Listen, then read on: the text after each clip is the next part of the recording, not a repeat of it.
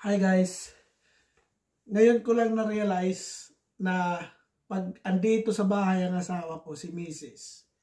ay masarap pala ang buhay ko. Wow!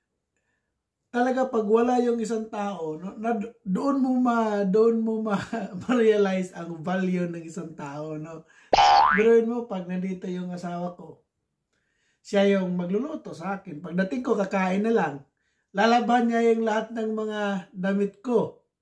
So, sarap ng buhay, di ba? So, alam nyo ba na nung nagbakasyon kami, papunta kami ng Pilipinas, magbabakasyon kami papuntang Pilipinas. 2 weeks lang ako nun. Sila nandun pa ngayon sa Pilipinas, nagbabakasyon si Mrs. sa tatlong anak.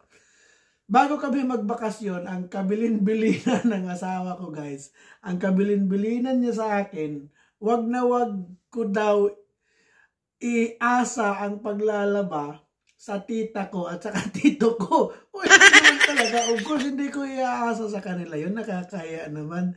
So, yan ang kaisa-isang bilin ni Mrs. guys, na wag ko daw iasa ang paglalaba sa aking mga labahin kay Tita Loida at kay Tito Richard. Okay? Kaya, alam niyo, matagal na akong hindi nakapaglaba, guys. Matagal na. So, kailangan kong maglaba kasi marami na akong labahin. Hindi ko na alam kung ano ba yung ipagsasama ba yung mga puti, no? Iwala yung mga puti at saka iwala yung mga decolor.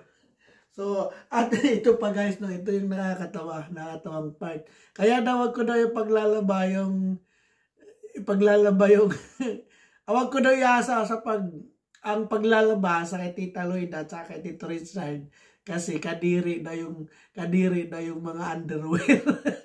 Grabe yun. Tunay natin yun guys. Tunay. Yun ang sinabi ni Mrs. Kaya ako maglalaba.